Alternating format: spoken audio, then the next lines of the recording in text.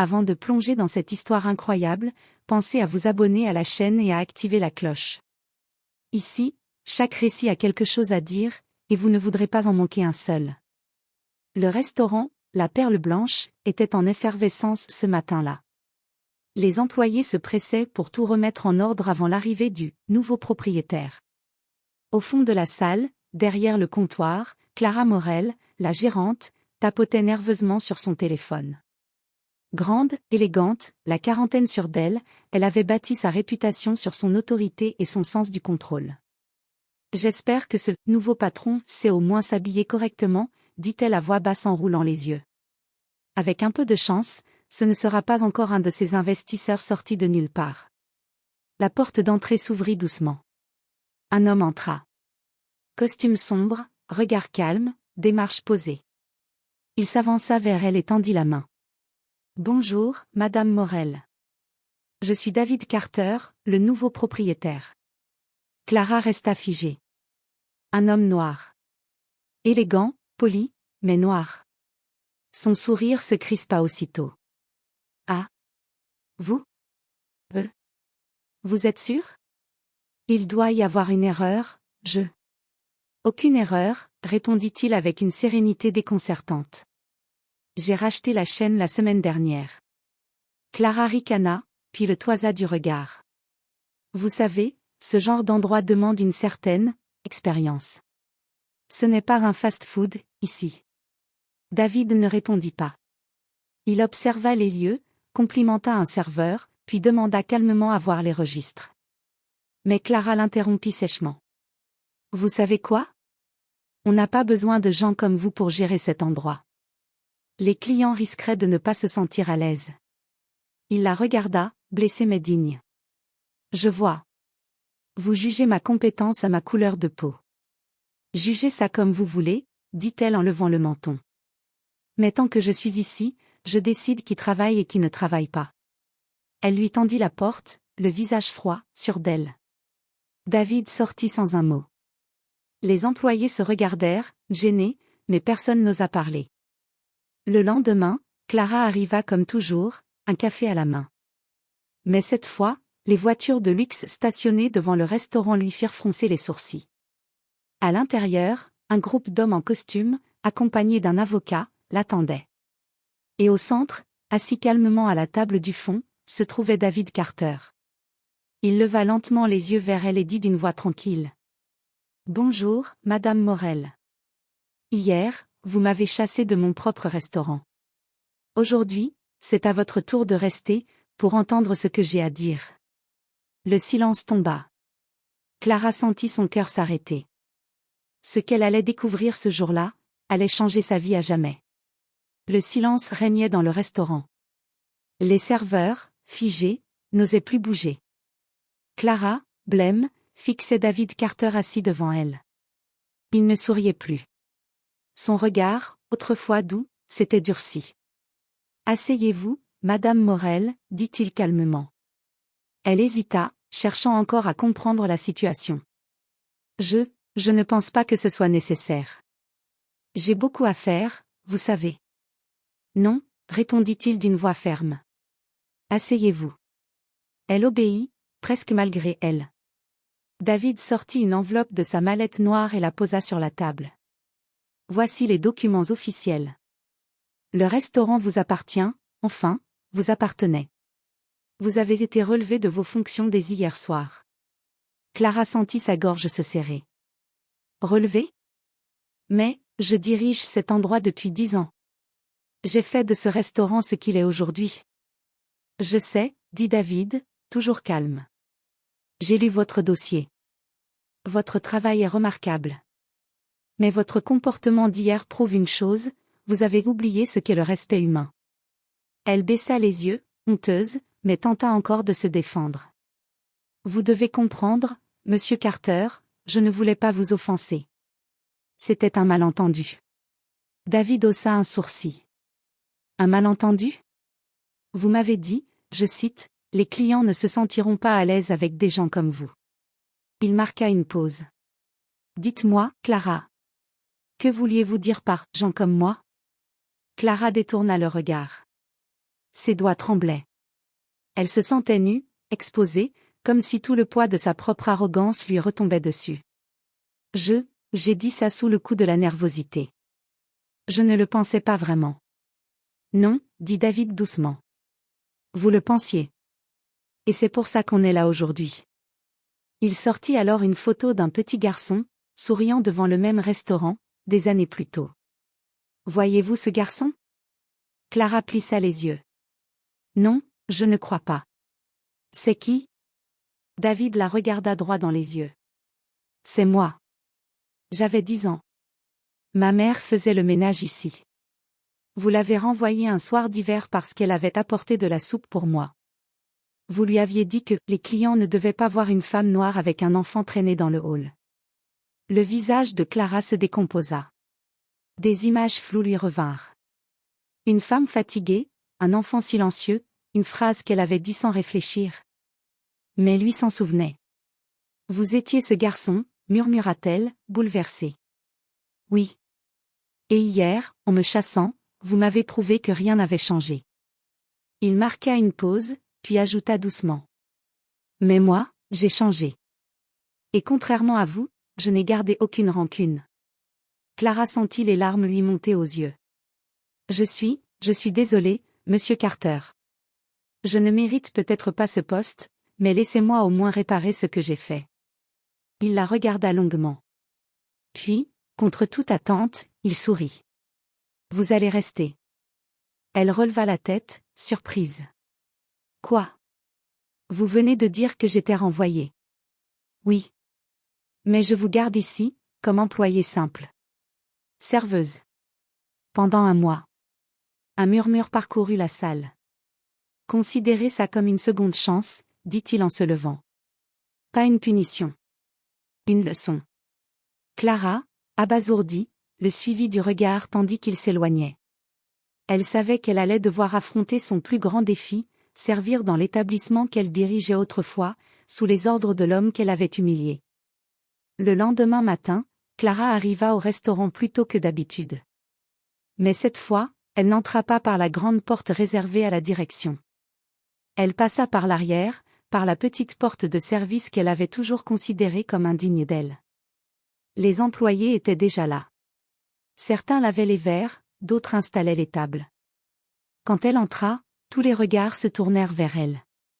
Un mélange d'étonnement, de gêne, et parfois de satisfaction.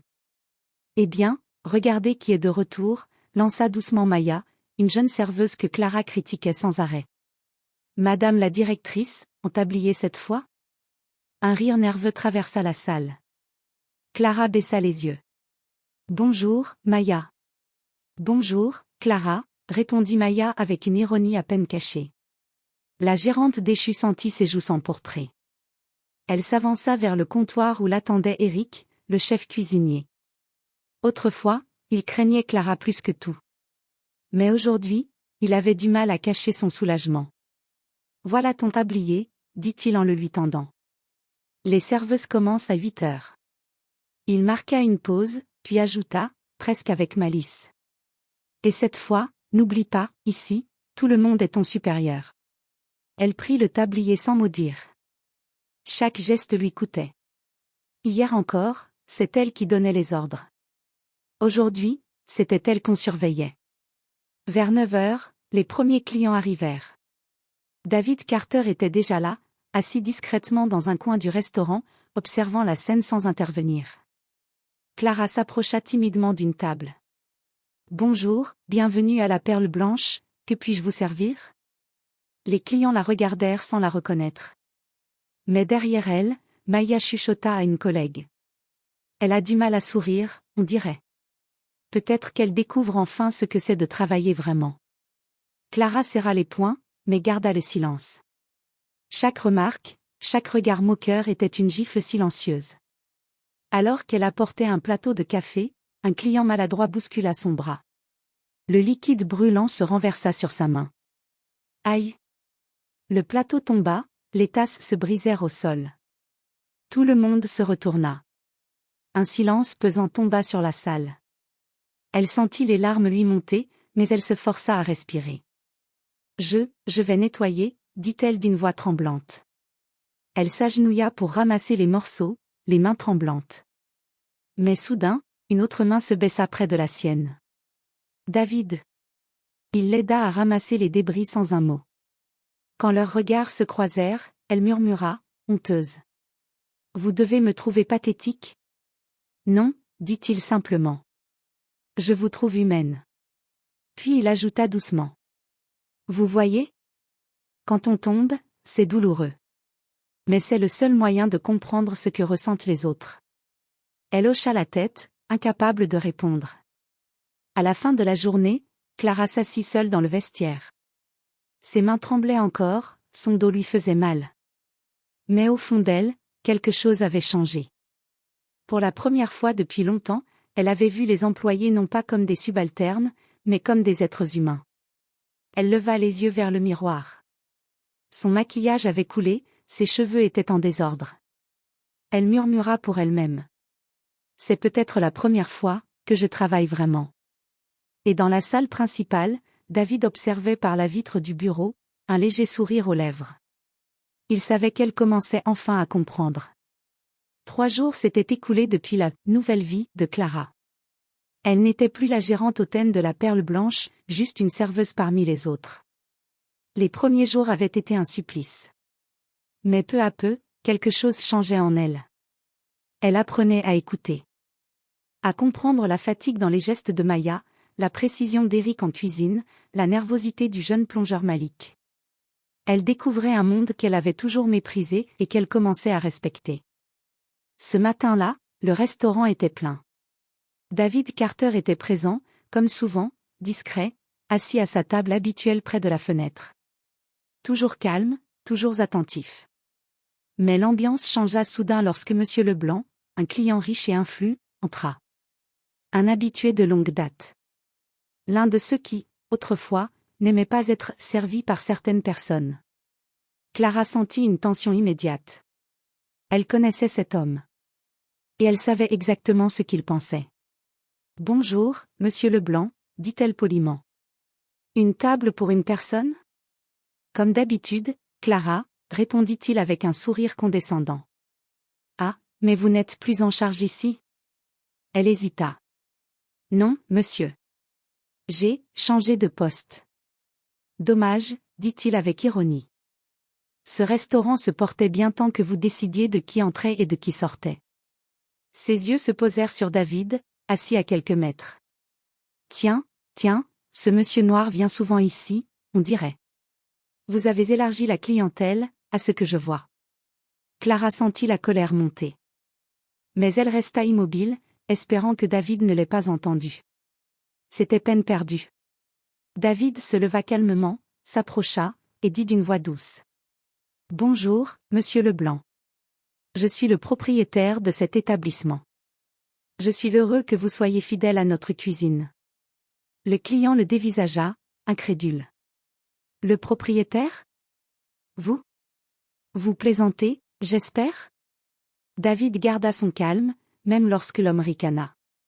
Vous savez, dans le temps, on savait encore qui devait diriger ce genre d'endroit. La salle se figea. Personne n'osait parler. Tous les regards allaient de David à Clara. Elle sentit son cœur battre à tout rompre. C'était le moment de vérité. L'ancienne Clara aurait regardé ailleurs. Aurait laissé passer. Mais plus maintenant. Elle posa son plateau, s'approcha lentement et dit d'une voix claire. « Monsieur Leblanc, je vous demande de partir. » L'homme la fixa, choqué. « Quoi? Vous vous moquez de moi? » Non. Ici, on ne parle pas aux gens de cette façon. Pas à lui, pas à personne. Son ton tremblait, mais ses yeux étaient déterminés. Vous m'avez bien entendu. Partez. Un silence lourd suivit. Puis, contre toute attente, plusieurs employés se rapprochèrent derrière elle. Maya, Éric, Malik, tous la soutenaient du regard. Monsieur Leblanc fulmina, lança un juron et sortit en claquant la porte. Clara resta debout, le souffle court, tremblante.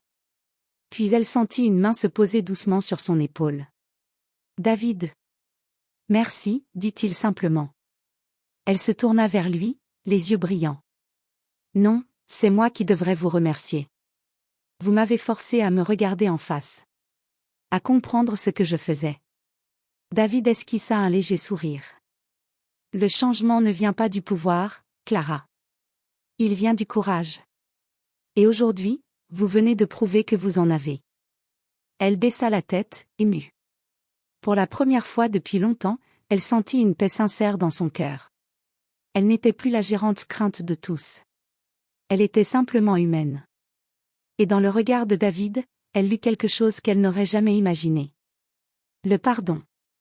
La journée s'acheva dans un calme étrange.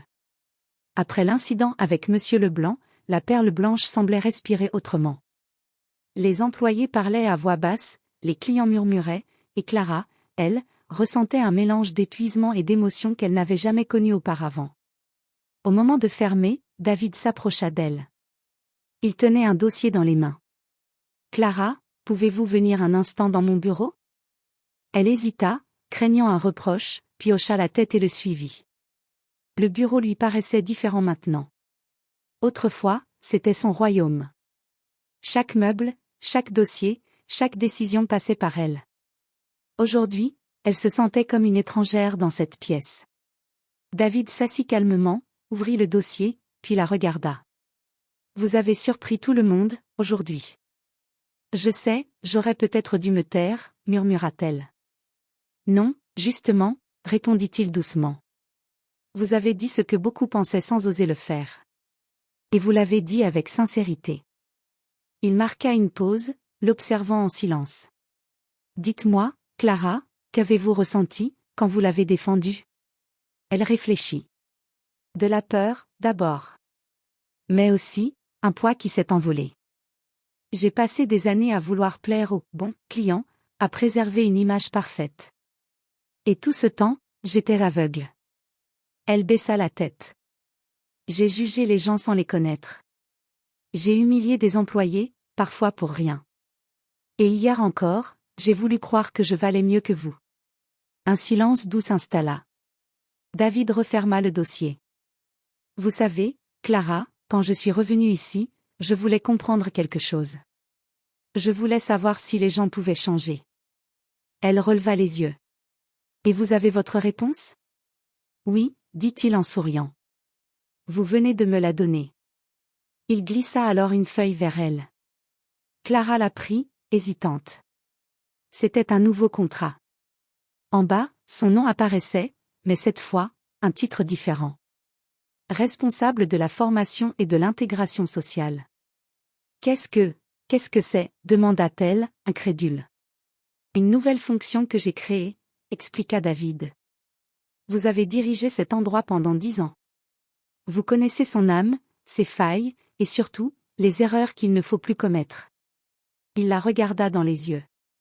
Vous avez une vraie chance de changer la culture de ce lieu. De faire en sorte que plus jamais, personne ici ne soit jugé pour sa couleur ou son origine. Clara resta sans voix. Vous me faites confiance, après tout ce que j'ai fait ? Oui.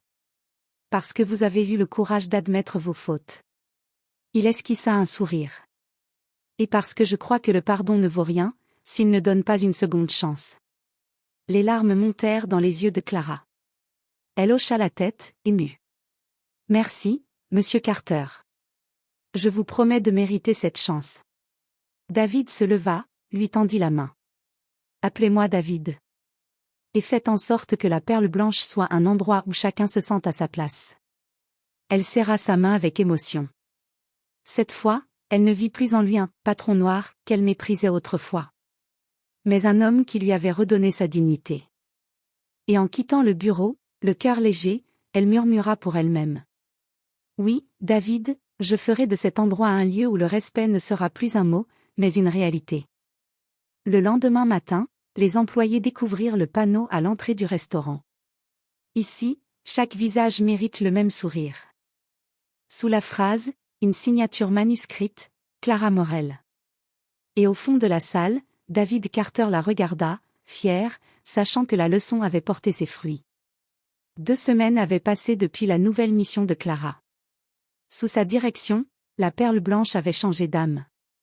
Les employés souriaient davantage, les clients se sentaient accueillis, et pour la première fois depuis des années, l'endroit vibrait d'une chaleur humaine sincère. Mais Clara avait une idée. Un projet né la nuit, entre remords et renaissance. Elle entra dans le bureau de David, un dossier à la main. « J'aimerais organiser un dîner spécial », dit-elle avec détermination. Un événement ouvert à tout le monde, sans distinction, pour célébrer la diversité. David l'écouta attentivement. Intéressant. Continuez. Je veux que les anciens employés reviennent, ceux que j'ai pu blesser. Que les clients comprennent aussi que cet endroit a changé. Je veux en faire une soirée symbolique. Un dîner du pardon. David resta silencieux un moment, puis hocha lentement la tête. C'est une belle idée, Clara. Organisez-le. Je vous fais confiance. Les jours suivants furent intenses. Clara travailla jour et nuit. Elle appela d'anciens employés, envoya des invitations, redécora la salle avec des portraits de cuisiniers, serveuses, clients de tous horizons. Au centre du mur principal, elle fit accrocher une citation. « Nos différences ne nous séparent pas. Elles révèlent ce que chacun de nous apporte au monde. » Le soir venu, le restaurant était plein à craquer. Des visages connus et inconnus se mêlaient dans une ambiance douce et émue. Même Maya, d'habitude taquine, paraissait touchée. Clara, vêtue simplement, se tenait près de la scène improvisée. Elle prit une profonde inspiration, puis parla devant tout le monde. « Bonsoir à tous. Certains d'entre vous me connaissent depuis longtemps, et pas forcément pour les bonnes raisons. » Quelques rires nerveux s'élevèrent. J'ai dirigé ce restaurant en pensant que l'ordre valait mieux que l'écoute, que la discipline valait mieux que la dignité. Elle marqua une pause. Mais j'avais tort. Et ce lieu, aujourd'hui, est la preuve qu'on peut changer. Grâce à un homme qui m'a tendu la main, alors qu'il aurait eu toutes les raisons de me la refuser. Elle tourna la tête vers David, assis au premier rang. Ses yeux brillaient d'émotion. Ce soir, ce n'est pas un dîner d'affaires, ni un simple repas. C'est un dîner du pardon. Elle sourit. Et j'aimerais qu'on commence par remercier celle qui, sans le savoir, a inspiré tout cela. Elle fit signe à quelqu'un d'approcher. Une femme âgée entra timidement, appuyée sur une canne. Clara s'avança pour l'aider. « Mesdames et messieurs, voici Madame Carter. » Un murmure parcourut la salle. David se leva aussitôt, surpris, les yeux écarquillés. « Maman ?» Clara se tourna vers lui, émue. « Je l'ai retrouvée. Elle vit non loin d'ici. Et elle m'a raconté, cette nuit où elle a perdu son travail à cause de moi. » Un silence total s'abattit sur la salle. Madame Carter leva les yeux vers Clara et dit d'une voix tremblante. « Ma fille, j'ai beaucoup pleuré ce soir-là.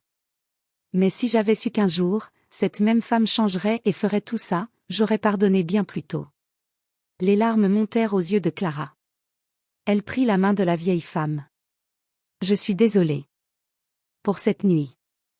Pour tout. » Madame Carter lui sourit doucement.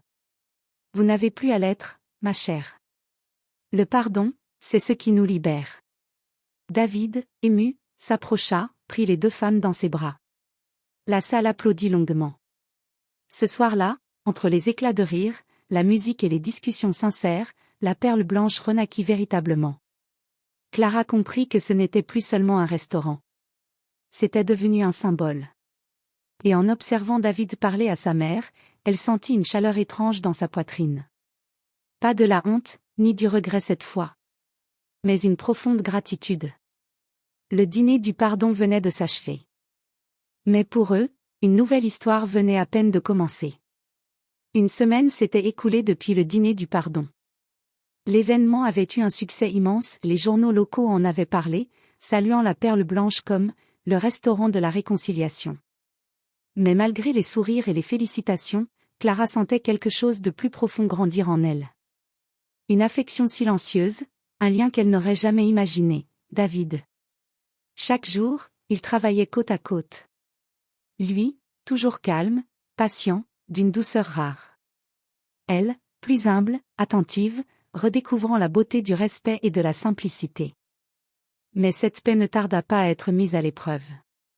Ce matin-là, un orage s'abattait sur la ville. Le tonnerre grondait, la pluie frappait les vitres du restaurant. Clara était arrivée avant tout le monde, préparant les registres, quand un homme en costume entra brusquement.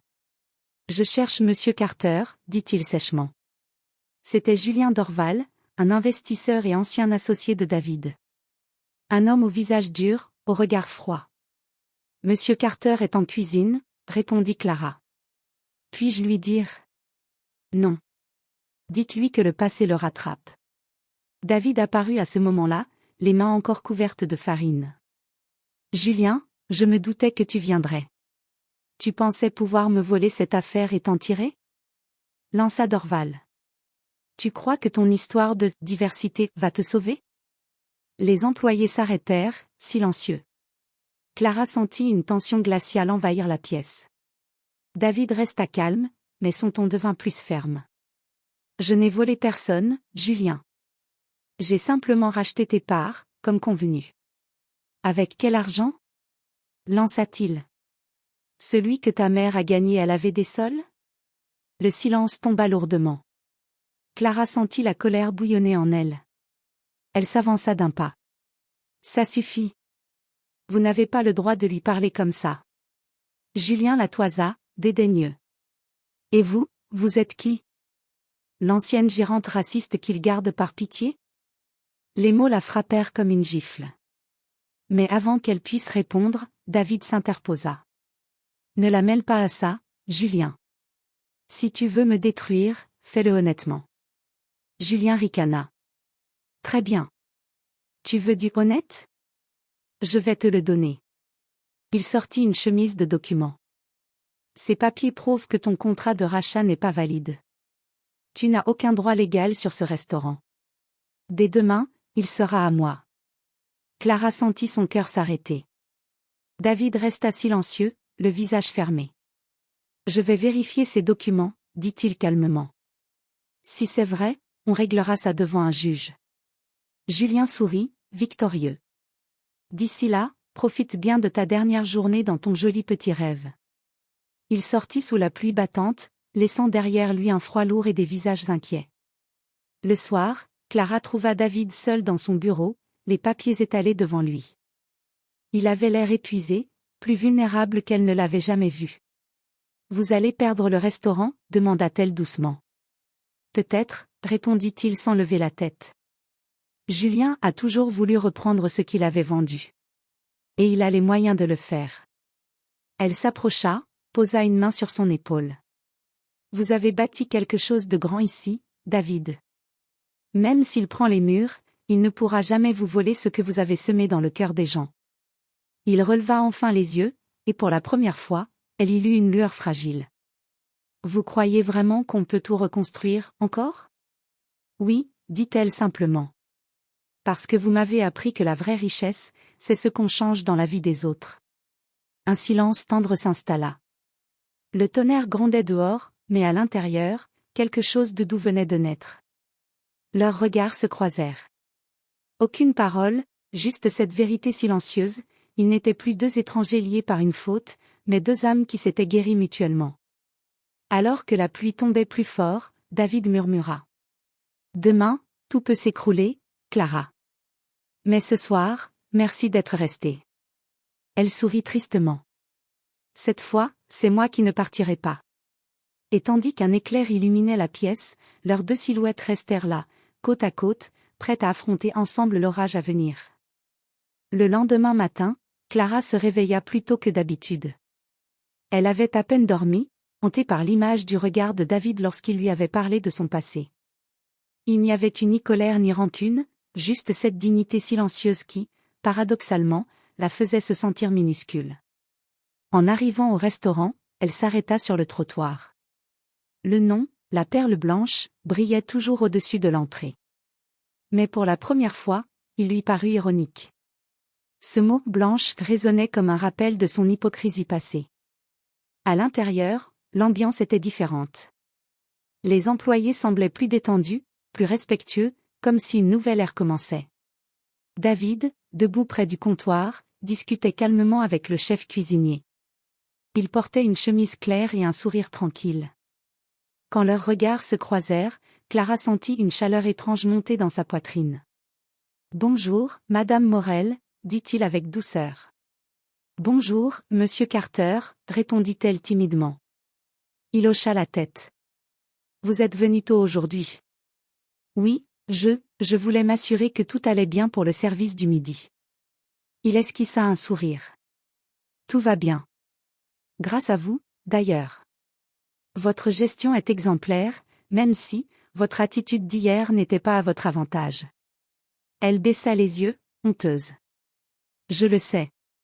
Et je voulais vous présenter mes excuses. » Sa voix tremblait légèrement. « J'ai agi avec arrogance, et sans réfléchir. Vous ne méritiez pas ça. » David resta silencieux un instant. Puis il posa doucement la main sur le comptoir. « Ce n'est pas moi que vous devez convaincre, Madame Morel. C'est vous-même. » Ces mots la touchèrent en plein cœur. C'était vrai, depuis la veille, ce n'était pas la honte publique qui la blessait, mais la conscience d'avoir trahi ses propres valeurs. Elle releva enfin la tête. « Je veux changer, » dit-elle simplement. « Pas pour vous plaire, mais pour devenir quelqu'un de meilleur. » Un long silence s'installa. Puis David lui adressa un sourire sincère. « Alors commencez aujourd'hui. On a besoin de gens comme vous, pas pour diriger avec autorité, mais pour inspirer avec humanité. » Clara sentit une larme perler au coin de son œil. Elle l'essuya discrètement, puis hocha la tête. « Merci, Monsieur Carter. »« Non, Clara, » dit-il doucement. « Appelez-moi David. » Ce fut la première fois qu'elle l'appela ainsi. Et, d'une étrange manière, ce fut aussi le premier jour où elle se sentit libre. Quelques jours après le procès virtuel du passé de Julien Dorval, l'atmosphère à la Perle Blanche était étrangement calme. Le restaurant tournait mieux que jamais, mais une tension douce flottait dans l'air. Clara savait que leur paix pouvait être brisée à tout moment. Ce matin-là, alors qu'elle servait les premiers cafés, David entra avec un sourire inhabituellement large. « Clara, peux-tu venir un instant dans mon bureau ?» Elle fronça les sourcils, intriguée. « Bien sûr », répondit-elle, en essuyant ses mains sur son tablier. Dans le bureau, David referma la porte derrière elle et sortit un téléphone et une lettre officielle.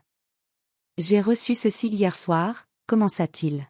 « Une offre, inattendue. » Clara prit la lettre et lut rapidement. Un investisseur international proposait d'acheter la chaîne entière de restaurants de David.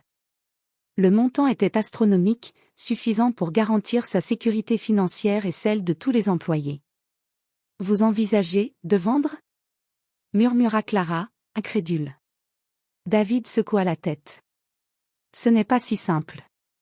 L'offre est alléchante, certes, mais elle comporte une condition, ils veulent que je licencie plusieurs employés incompatibles avec l'image du groupe. » Clara sentit une boule dans sa gorge. « Mais, vous ne pouvez pas accepter ça. Ces gens vous font confiance, ils ont donné leur cœur à cet endroit. » « Exactement, » dit David. « Et c'est pour ça que j'ai besoin de ton avis, Clara. » Il la regarda sérieusement. « Tu as changé ce restaurant. Tu as changé ma perception du monde et la tienne. Que ferais-tu à ma place ?» Clara prit une profonde inspiration. « Je ne vendrai pas. Pas si ça signifie trahir ces gens. Peu importe l'argent. La vraie valeur est ici, dans ce que nous avons construit ensemble. » David hocha la tête lentement, visiblement soulagé. « Merci, Clara. C'est exactement ce que je pensais. Et maintenant, nous devons trouver une autre solution. Une façon de protéger tout le monde et de continuer à faire grandir cet endroit. » Elle sourit, un mélange de détermination et d'émotion. « Alors, retroussons nos manches. On a du travail. » Plus tard dans la journée, les employés découvrirent l'ampleur de la décision. David avait convoqué une réunion générale. « Personne ne sera licencié », annonça-t-il avec un sourire. « Ce restaurant restera notre famille. Et je veux que chacun de vous sache que c'est grâce à Clara et à la nouvelle vision qu'elle a apportée ici que nous avons trouvé une autre solution. » Un tonnerre d'applaudissements éclata dans la salle. Clara sentit les larmes lui monter aux yeux. Pour la première fois, elle réalisa que la vraie puissance ne vient pas de l'argent ou du pouvoir, mais de l'intégrité et du respect mutuel. Et en observant David, elle sut que leur partenariat allait bien au-delà d'un simple restaurant. Ils avaient bâti un lien solide, forgé dans l'épreuve, le pardon et la confiance. « Merci », murmura-t-elle. David lui adressa un sourire complice. « Non, merci à toi, Clara. Pour avoir fait de moi quelqu'un de meilleur. » Et tandis que le soleil perçait enfin à travers les nuages, la perle blanche rayonnait comme jamais, prête à affronter tous les défis à venir. Quelques semaines après avoir repoussé l'offre de l'investisseur, la perle blanche connaissait un succès sans précédent. La clientèle venait non seulement pour la cuisine, mais pour l'ambiance de respect et de réconciliation qui y régnait. Mais le passé n'était jamais vraiment loin. Ce matin-là, un homme entra précipitamment dans le restaurant, le visage fermé et les yeux brillants de colère. « David Carter ?» cria-t-il. Clara, qui servait des clients au comptoir, se figea en le reconnaissant. C'était Antoine Lefèvre, un ancien concurrent qui avait toujours tenté de saboter la réputation de la perle blanche. « Que voulez-vous, Lefèvre ?» demanda David calmement. « Vous vous amusez à voler tous mes clients avec votre diversité et vos beaux discours. » cria l'homme. « Je veux que ça cesse. » Clara sentit son cœur s'accélérer. Elle savait qu'Antoine n'était pas seulement un concurrent agressif, il cherchait la revanche. « Monsieur Lefèvre, dit-elle d'une voix ferme, ici, on ne menace personne. Vous pouvez partir ou vous comporter correctement. » L'homme ricana. « Oh, je vais me comporter correctement, mais seulement après que vous aurez regretté de m'avoir ignoré. » Il sortit son téléphone et appela des clients influents, diffusant des rumeurs sur la qualité de la cuisine et le comportement du personnel. Rapidement, le restaurant fut envahi de regards inquiets. David s'approcha de Clara et murmura. « Respire. On va gérer ça calmement. » Clara hocha la tête, mais elle sentait l'adrénaline monter. Pour la première fois, elle se rendit compte que le vrai test de leur changement n'était pas de pardonner le passé, mais de protéger ce qu'ils avaient construit face à des attaques extérieures. Elle prit une profonde inspiration et se tourna vers les clients effrayés. « Écoutez tous, » dit-elle d'une voix forte et claire, « rien de ce qu'on dit à l'extérieur n'affectera la qualité de notre travail ni le respect que nous avons pour chacun d'entre vous. » Elle se tourna ensuite vers David. « On doit montrer qu'on est unis. » David acquiesça. Exactement. Les actes parlent plus que les mots. Le duo s'activa immédiatement. Clara supervisa les serveurs et rassura les clients. David prit la parole dans la salle, expliquant calmement la situation et affirmant leur engagement envers tous. À la fin de la journée, Antoine Lefèvre repartit bredouille. Non seulement ces rumeurs avaient échoué, mais les clients étaient revenus plus confiants que jamais. Clara, essoufflée mais fière, se tourna vers David. « On a survécu à ça, ensemble. » David sourit, posant une main sur son épaule. « Et c'est exactement comme ça qu'on continuera. Main dans la main. Toujours. » Pour la première fois, Clara comprit que le vrai pouvoir ne résidait ni dans l'argent ni dans le contrôle, mais dans la loyauté, le courage et la cohésion. Et dehors, le soleil couchant illuminait le restaurant, symbole vivant de tout ce qu'ils avaient surmonté. Quelques mois avaient passé depuis l'attaque d'Antoine Lefèvre. La perle blanche brillait comme jamais. Les clients venaient de loin, non seulement pour la cuisine, mais pour l'expérience humaine que Clara et David avaient créée. Mais la vie aime tester les liens forgés dans le feu de l'épreuve. Ce matin-là, Clara arriva tôt pour préparer le restaurant. Un livreur apporta une enveloppe urgente, marquée d'un sceau officiel. « Pour Monsieur Carter », dit-il. David ouvrit l'enveloppe et ses yeux se plissèrent en découvrant le contenu. C'était une citation à comparaître pour fraude présumée, un vieux document de l'époque où Julien Dorval était encore associé. L'affaire risquait de compromettre non seulement le restaurant, mais toute leur réputation. Clara sentit son cœur se serrer. « On va surmonter ça, David. Comme toujours. Ensemble. » Il hocha la tête, mais elle vit dans son regard une peur qu'il ne montrait jamais aux autres. Le jour du procès arriva. La salle d'audience était pleine. Les médias locaux étaient présents. Clara se tenait à côté de David, tenant sa main discrètement. « Peu importe ce qui se passe, » murmura-t-elle. « On a déjà prouvé ce que vaut ce restaurant. » Le juge ouvrit l'audience, et les avocats de Julien Dorval exposèrent leur dossier. Mais au fur et à mesure que les preuves étaient examinées, une vérité inattendue apparut: Julien avait falsifié les documents pour tenter de nuire à David. La tension monta. Clara sentit son souffle se couper. David resta calme, mais ses doigts tremblaient légèrement lorsqu'il serra ceux de Clara. On a été patient, dit-il doucement. Et aujourd'hui, la vérité triomphe. Quand le juge rendit son verdict, la salle explosa de soulagement. Les accusations sont rejetées, proclama-t-il. Monsieur Carter conserve l'intégralité de ses droits sur le restaurant. David se tourna vers Clara, les yeux brillants. On l'a fait.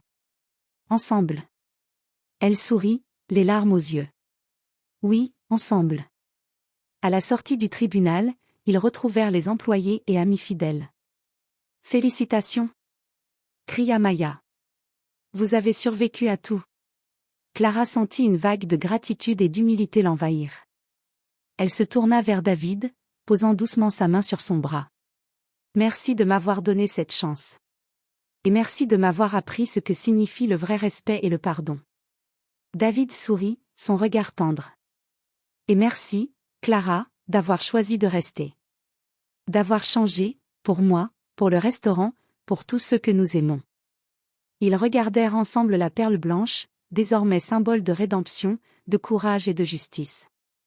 Et tandis que le soleil se couchait derrière la façade immaculée du restaurant, Clara sut que leur histoire ne faisait que commencer, cette fois guidée par le respect, l'amour et la dignité retrouvés. Quelques mois après le procès, la Perle Blanche n'était plus seulement un restaurant. C'était devenu un symbole dans la ville, un lieu où la diversité, le respect et le pardon n'étaient pas de simples mots, mais une réalité tangible. Clara se tenait derrière le comptoir ce matin-là, un café chaud à la main. Les rayons du soleil traversaient les grandes vitres, illuminant les visages souriants des employés et des clients. Elle sentit une main se poser doucement sur son épaule. « Bonjour, Clara », murmura David. Elle se tourna vers lui et sourit. « Bonjour, David. » Ils échangèrent un regard silencieux. Un regard qui en disait long sur tout ce qu'ils avaient traversé, l'humiliation, la peur, la colère, le pardon, et finalement la rédemption. « Tu sais, dit David, je n'aurais jamais cru qu'un restaurant puisse changer autant une personne, et moi aussi, ajouta-t-il avec un sourire malicieux. Moi non plus, répondit-elle, les yeux brillants. Mais je suis contente que ça nous ait trouvés. Ils regardèrent ensemble la salle animée. Maya servait une famille en riant, Eric vérifiait les plats avec minutie, et les clients semblaient respirer un air de sérénité et de joie. Ce lieu, dit Clara doucement, je crois qu'il est plus qu'un restaurant maintenant. C'est une famille. Une vraie famille. David hocha la tête. Et tant que nous resterons fidèles à ce que nous avons appris, il le restera. Pour toujours. Clara sentit son cœur se réchauffer. Elle n'était plus la femme arrogante et cruelle d'autrefois. Elle avait appris l'humilité, le courage, et le pouvoir du pardon. Et David, à ses côtés, n'était plus seulement un patron ou un client, il était devenu un partenaire dans la vie, un ami, et peut-être, quelque chose de plus profond. Alors qu'ils observaient le restaurant s'éveiller dans la lumière du matin, Clara sut que ce n'était pas la fin de leur histoire, mais le vrai commencement. Et pour la première fois depuis longtemps, elle se sentit complète, confiante et prête à affronter l'avenir, main dans la main avec David, dans un monde qu'ils avaient choisi de changer ensemble.